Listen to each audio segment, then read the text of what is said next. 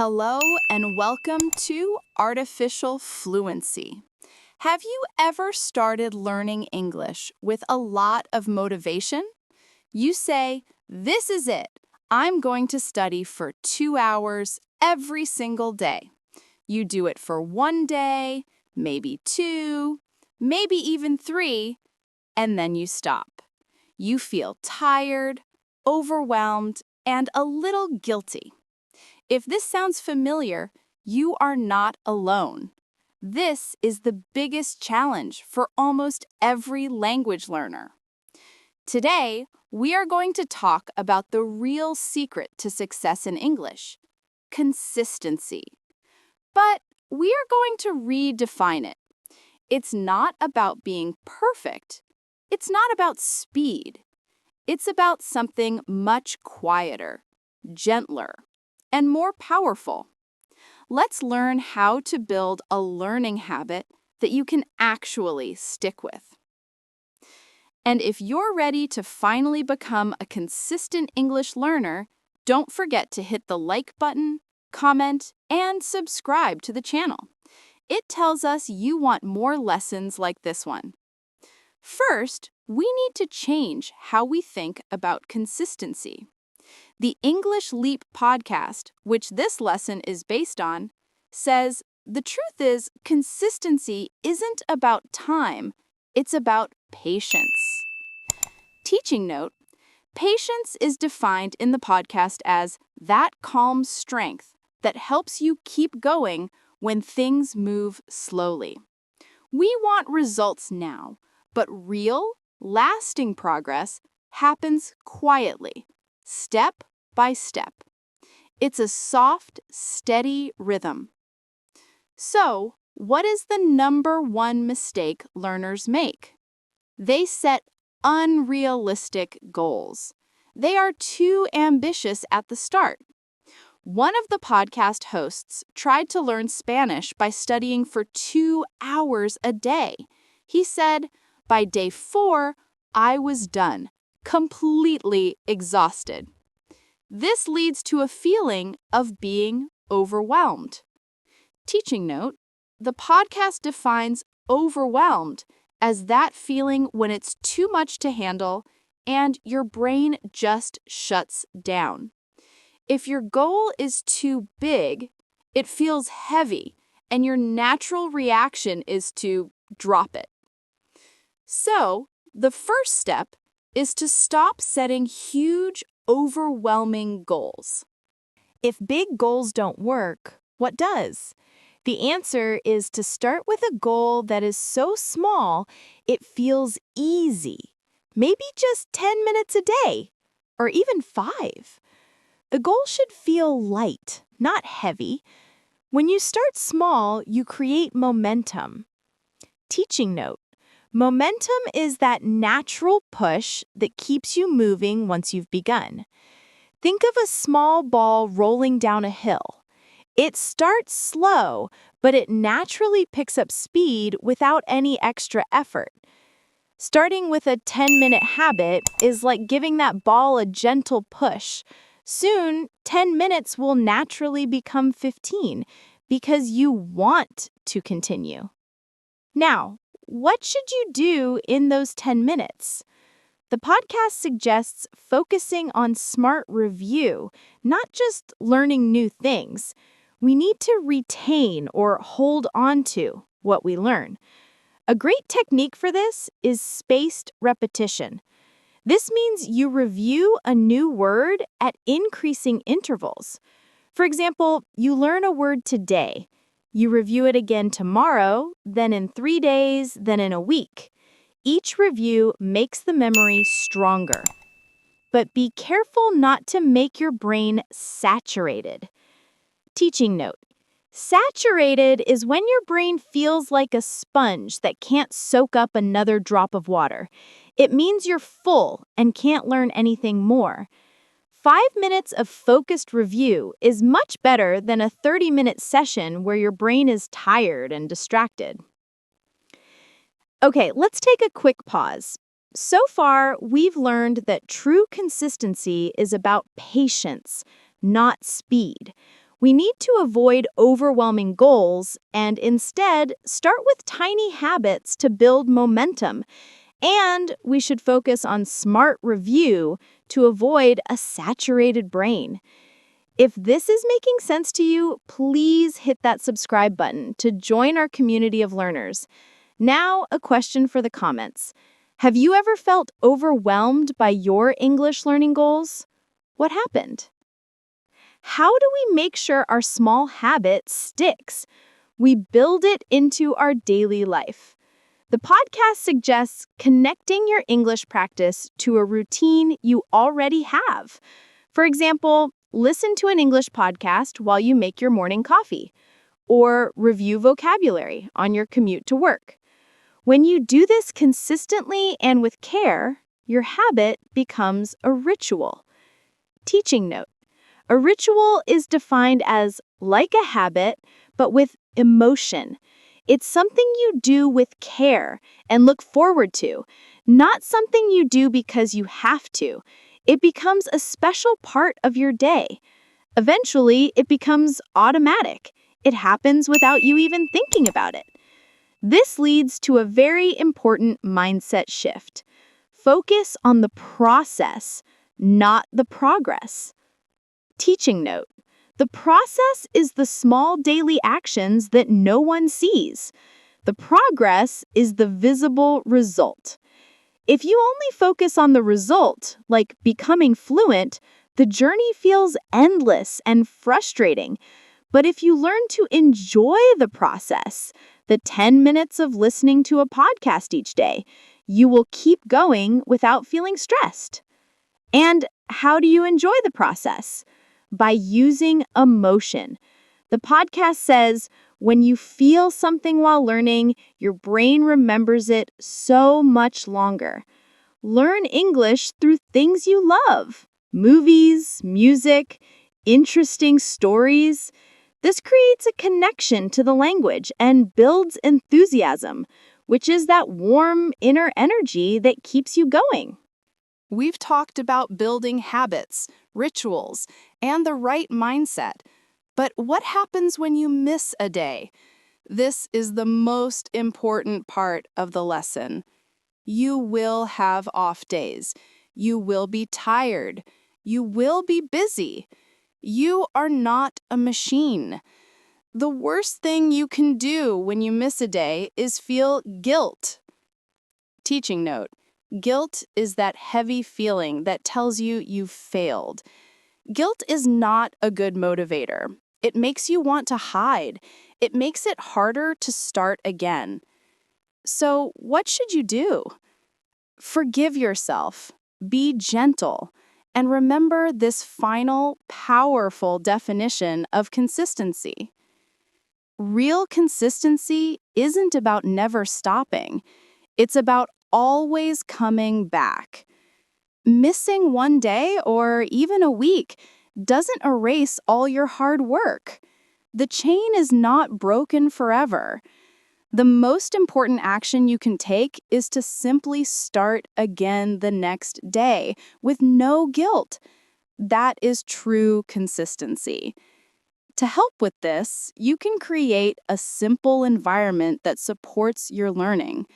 Change your phone's language to English. Follow English speakers on social media.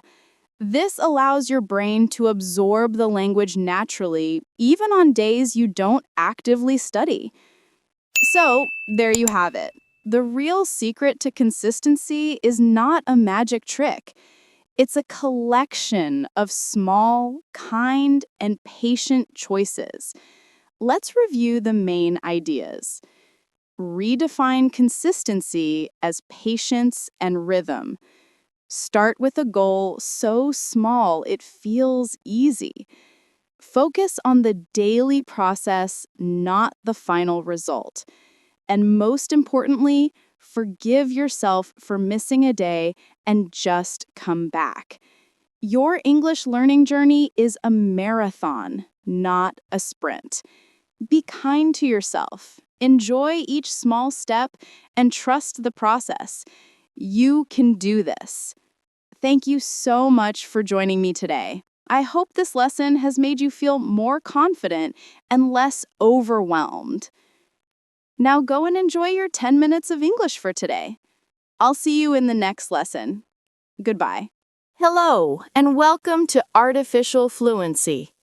Let me ask you something. Have you ever received 10 compliments in one day and one small criticism? At the end of the day, which one do you remember? If you are like most people, you remember the one negative comment. It can feel heavier and louder than all the positive ones combined. Why does our brain do this? And more importantly, what can we do about it? Today, we are going to have a very important English lesson about this exact topic.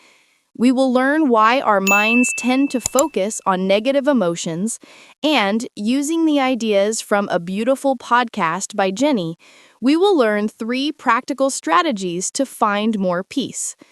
This is a chance to learn some wonderful English vocabulary while also learning how to be a little kinder to ourselves. Let's begin. First, let's talk about what negative emotions feel like. The document describes them as an accumulative weight. It's often not one big event that makes us feel down. It's the small, sharp pieces of frustration, disappointment, or sadness that slowly collect inside us. The podcast uses some powerful metaphors to describe this feeling. It's like a heavy cloud or a weight sitting quietly on your chest. But the most important idea here is this: what we focus on expands. Imagine your mind is a garden. You have 2 plants. One is joy, and the other is bitterness. If you keep watering the bitterness plant by thinking about a negative comment over and over, that plant will grow and take up all the space in your garden. If you choose to water the joy plant, it will grow strong and green. Teaching note: this doesn't mean negative emotions are bad. The podcast clarifies that they are necessary signals, like road signs. They might be telling you that you need to rest, or that a situation is not right for you. The trap isn't the feeling itself, but getting stuck, staring at it, and letting it grow. If you've ever felt this way, you are not alone. And if you're ready to learn how to shift your focus, don't forget to hit the like button, comment, and subscribe to our channel for more lessons that help your English and your life. So, why is it so easy to focus on the negative? The answer is in our biology. The podcast explains that our brains have a negativity bias. A bias is a tendency to prefer one thing over another. A negativity bias is the brain's natural tendency to focus on and remember negative experiences more than positive ones. This comes from our ancient ancestors. For them, survival depended on noticing danger. Ignoring a dangerous animal could mean death. Ignoring a beautiful sunset had no consequences. So the brain learned a simple rule: negative equals important, negative equals urgent. This old wiring is still in our brains today. That's why one insult can echo for years, while a compliment feels nice for only a few hours. Your brain thinks it's protecting you by holding on to the pain. It thinks, if I never forget this hurt, I will never be hurt this way again. But the podcast gives us a crucial truth. Holding on doesn't protect you. It only keeps the wound open. The host, Jenny, shares a personal story. She received many positive messages about her podcast, but her mind kept focusing on one negative comment. Your voice is boring. It shows that the problem is not the reality, but the extra weight our mind gives to the negative. And this leads us to the most empowering sentence in the whole lesson. You are not your brain. You are the one who chooses where to place your attention. Recognizing this pattern is the first step to freedom. Okay, so we know our brain has this bias. How do we fight it? The first strategy is not about forced positivity. It's a gentle and consistent practice of redirecting your focus. The podcast uses a simple analogy. Turn your head. The world outside doesn't change, but your view does. If you practice looking for kindness, hope, and small joys, that will become your new, more common view. We need to redefine what joy is. It's usually not found in big, dramatic events. It's in the small, easily missed moments. Examples of small joys: a child laughing, the taste of your morning coffee, a favorite song coming on the radio, a clean shirt. We also have quiet victories. These are small wins that we should celebrate. Examples include answering a difficult email, studying English for 15 minutes when you were tired, or cooking a healthy meal. This is a habit. You need to practice it. The podcast says good things need roots first. Every time you notice a small joy, the roots of positivity grow a little deeper in your mind. Actionable practice. Here is something you can do today. Before you go to sleep tonight, pick one small joy or one quiet victory from your day. You can write it down or just whisper it to yourself. For example, my quiet victory today was understanding this part of the English lesson. The second strategy is about actively releasing past hurts. Sometimes we carry negative words or memories with us for months or even years. Letting go is a conscious decision to put that weight down. Jenny shares a powerful personal story. Someone said very harsh and personal words to her, and they echoed in her head for months. She couldn't get them out. Her turning point came from a simple ritual. Teaching note: a ritual is a series of actions performed in a specific order, often with a symbolic meaning. She wrote the hurtful words on a piece of paper. She looked at them and realized she was giving those words a home inside my heart. She didn't want to do that anymore, so she tore the page out of her notebook and burned it. This wasn't magic, but the physical act created a feeling of release. It was a message to herself: you don't need to keep this anymore. Key idea: letting go is not pretending the hurt didn't happen. It is deciding this will not control me any longer. It's not weakness. The podcast says it is strength in its quietest form. You can create your own simple ritual with a pen, paper, and your breath. Our final strategy brings everything together. The goal is to make choosing peace a daily habit, like brushing your teeth. Peace is not the absence of problems. Life will always have challenges.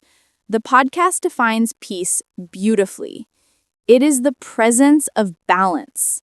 It's about creating a quiet world inside, even when there is a noisy world outside. Here's a simple 3-step daily practice. Awareness. First, just notice when your mind is repeating an old hurt or your heart feels heavy. Release. Do a small act of letting go.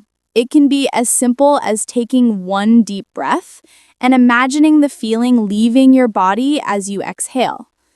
Turn attention. Actively look for one good thing in the room around you. A color, a plant, a picture. Shift your focus to something neutral or positive. Every moment is a choice. The podcast calls it a crossroad. One road is the familiar, heavy path of negativity. The other is the quieter road of peace. You can always choose which road to take. We have covered some very deep and useful ideas today. We learned that our brains have a natural negativity bias, but we are not our brains. We have the power to choose where we place our attention. We learned 3 strategies to help us do this: shifting our focus to small joys and quiet victories, creating rituals to let go of past hurts, and making the choice for peace a daily practice. The goal is not to ignore sadness or pretend that difficult things don't happen. The goal is to create balance. It is to make sure that the small, shining pieces of good are given just as much space in our minds as the hard parts. Thank you for joining me for this thoughtful English lesson. I hope it helps you find a little more peace in your day. Remember to be kind to yourself. You are doing a great job. Until next time. Picture this. You're sitting in a nice restaurant. The waiter comes to your table and says, "Are you ready to order?" Your mind goes blank. You know what you want to eat, but you don't know how to say it in English. You panic. You point at the menu. You feel embarrassed. This happens to so many English learners, but after today's lesson, it will never happen to you again. Hello, my dear English learners. Welcome back to our channel. Before we start this super practical lesson, I want to say something from my heart. I upload new videos to our channel every day for you to learn and grow. Don't forget to support me so I can continue doing this. You can help me see our channel in front of more people by subscribing, becoming a member, liking and commenting on each of my videos. Please don't forget to do these. Thank you so much. Now let's learn how to speak English confidently in any restaurant situation. Today's lesson is special because we're going to practice over 150 real restaurant phrases together. This isn't theory. This is pure, practical English that you can use immediately. Restaurant English is one of the most useful skills for travelers and people living in English-speaking countries. We're going to use a technique called shadowing. This means you'll repeat everything I say immediately after I say it. Why? Because shadowing helps you improve your pronunciation, learn the natural rhythm of English, build speaking confidence, remember phrases better. How shadowing works. I'll say a phrase, pause, and you repeat it out loud. Copy my pronunciation, my speed, my intonation, everything. Don't be shy. Speak out loud. What we'll cover today: arriving at a restaurant, getting a table, making reservations, ordering food, menu questions, dietary needs, special requests, ordering drinks and desserts, beverages, and sweet endings, paying the bill, payment, tips, splitting costs, handling problems, polite ways to fix issues. By the end of this lesson, you'll have a complete restaurant vocabulary that works in any English-speaking country. If you liked this lesson, don't forget to hit the like button, comment, and subscribe to the channel so you can keep improving your English with us. Ready to practice? Let's go to the restaurant. First, let's learn what to say when you arrive at a restaurant. Getting a table. The most basic question when you arrive.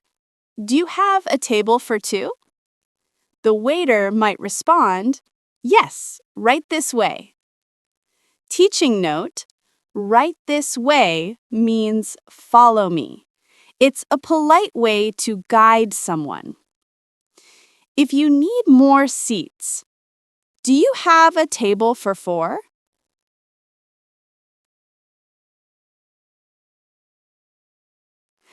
Do you have a table for 6?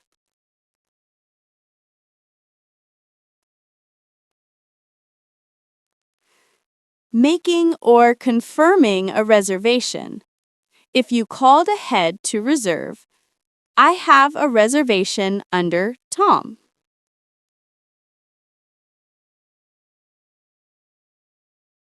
Teaching note: Under, in this context, means in the name of.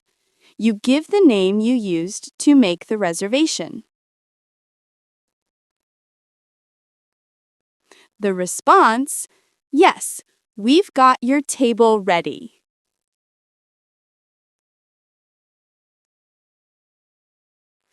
If you want to make a reservation for later, can I make a reservation for tonight?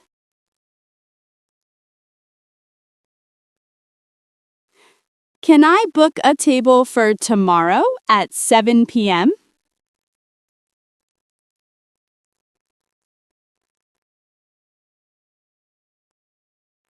Asking about seating preferences. You might have preferences about where to sit.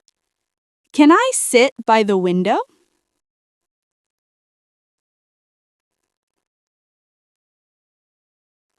Response, sure, please follow me.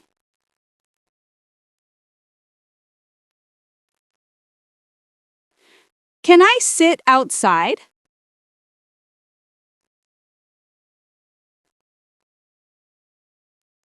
Alternative way to ask, do you have outdoor seating?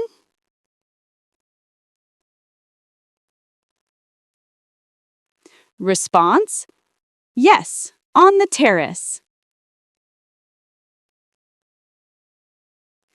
Teaching note, terrace means an outdoor area, usually for dining.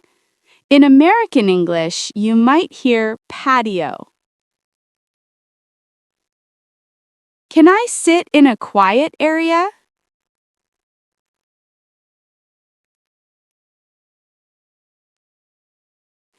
Do you have a booth available?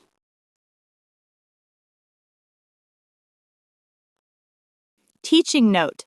A booth is a type of seating with benches on both sides and a table in between, very common in American restaurants. Asking about waiting time. If the restaurant is busy, how long is the wait? Response, about 15 minutes. Practical questions. What are your opening hours? Response, we're open from 12 to 10 p.m. Do you have free Wi-Fi? Response, yes, here is the password. Is there a restroom? Response, yes, in the back to the left. Teaching note. Restroom is the polite American term. British English uses toilet or loo. Bathroom works everywhere. Can I bring my dog? Response, yes, but only in the outdoor area. Perfect. You now know how to handle arriving at any restaurant. Let's move to ordering food. This is the most important section because ordering food is why you're at the restaurant. Asking for recommendations. When you don't know what to order. What's today's special? Teaching note. Today's special, or daily special, is a dish the restaurant features that day, usually fresh or discounted. Response, grilled salmon with rice. What do you recommend? The pasta is very popular. What's good here? What's your most popular dish?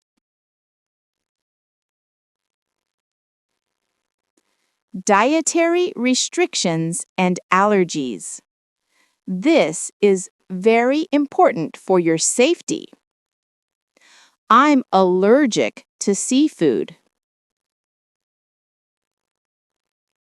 Response: Thanks for telling us. We will be careful.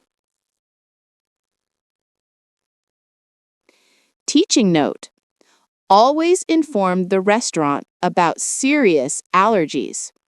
Say, I'm allergic to, not just, I don't like.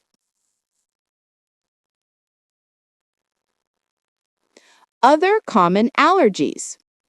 I'm allergic to nuts. I'm allergic to dairy. I'm allergic to eggs. Asking about dietary options. Is this vegetarian? Yes, it has no meat. Is this vegan? Teaching note: vegetarian equals no meat or fish. Vegan equals no animal products at all. No meat, dairy, eggs, or honey. Is it gluten-free?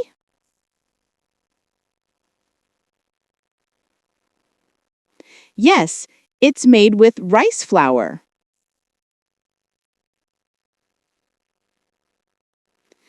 Does it contain pork?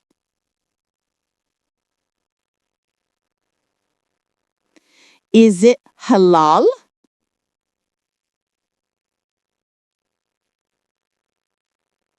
Is it spicy? Making special requests. You can customize your order. Can I get that without onions? Response: Of course, no problem. Teaching note: without is key for removing ingredients. You can also say hold the onions in casual American English. More examples. Can I get it without cheese? Can I get it with extra vegetables? Can I change the side dish? Response: Yes, fries or salad. Can I get rice instead of potatoes? Asking about portion size. How big is the portion? It's quite large. Teaching note: if you're not very hungry, you might ask this to avoid ordering too much food. Is it enough for 2 people? Can I get a half portion? If you liked this lesson, don't forget to hit the like button, comment, and subscribe to the channel so you can keep improving your English with us. Asking about preparation. How is it cooked? Is it fried or grilled? How spicy is it? Response: It's medium spicy. Sharing and set menus. Can I split this dish? Response: Yes, we can bring 2 plates.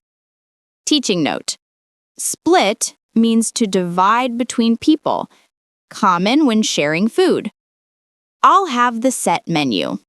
Response: Good choice. That comes with soup and dessert. Teaching note: set menu, or fixed menu, means a complete meal with multiple courses for one price. Asking about refills. In some countries, drink refills are free. Are refills free? Response: Yes, for soft drinks. Teaching note: soft drinks means non-alcoholic beverages like soda, juice. Refill means getting your glass filled again. Making your order: when you're ready, I'll have the grilled chicken. I'd like the vegetable pasta, please. Can I get the seafood salad? Teaching note: all three phrases work. I'll have is most common. I'd like is slightly more formal. Can I get is casual American style. I want something light. Response: the salad is perfect and light. I'm very hungry. What's filling? Teaching note: filling means it will make you feel full, substantial, satisfying food. Now let's learn to order drinks and finish with dessert. Asking about drinks. What drinks do you have? Response: we have soda, juice, tea, and coffee. Do you serve alcohol? Yes, we have beer and wine. Ordering water. Can I have water, please? The waiter might ask, still or sparkling? Teaching note: still water is regular water. Sparkling water is carbonated water with bubbles. Your answer: still water, please. Or sparkling water, please. Can I have tap water? Teaching note: tap water is free water from the sink. In most English-speaking countries, restaurants must provide free tap water. Ordering other drinks. I'll have a Coke, please. Can I get orange juice? I'd like a coffee after my meal. Do you have iced tea? Asking about desserts. What desserts do you have? Response: we have chocolate cake, cheesecake, and ice cream. Do you have a dessert menu? What's your specialty dessert? Asking about dessert details. Is the cake fresh? Yes, it's made daily. Is it very sweet? Do you have sugar-free desserts? Yes, we have fruit salad. Ordering dessert to go. Can I get dessert to go? Yes, of course. We will pack it for you. Teaching note: to go, American, or takeaway, British, means you take it with you instead of eating at the restaurant. Can you box this up? Teaching note: box up means to put leftover food in a container to take home. After your meal, it's time to pay. Let's learn the essential phrases.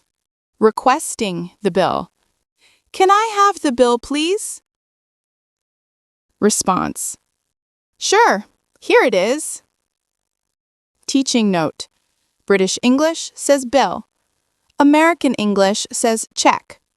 Both are understood everywhere. American version: can I get the check, please? Informal version: check, please. Splitting the bill. When dining with friends, can we split the bill? Response: yes, how many ways? Teaching note: how many ways means how many people are paying separately. Your answer: 3 ways, please. Alternative: can we pay separately? Can I pay for my portion only? Payment methods: do you accept credit cards? Do you take cards? Response: Yes, we do. Can I pay by card? Do you accept contactless payment? Teaching note: contactless means tapping your card or phone without inserting or swiping. Can I pay with cash? Asking about service charges and tips. Is service included? Yes, that's 10%. Teaching note: service or service charge is a fee added to your bill, similar to a tip, common in the UK, less common in the US. Is tipping expected? It's optional but appreciated. Teaching note: tipping customs vary by country. US expects 15 to 20%. UK and Europe, tip is less expected if service is included. Can I leave a tip by card? Yes, we will add it to the total. Can I add 15% tip? Checking the bill. If something seems wrong. Sorry, this bill seems wrong. Oh, let me check it for you. I think there's a mistake on the bill. Did you charge me for 2 desserts? I only had 1. Paying. When you're ready. I'm ready to pay. Here's my card. When the waiter returns. Thank you very much. Have a good evening. Sometimes things go wrong. Here's how to handle problems politely. Wrong order. Excuse me, this is not what I ordered.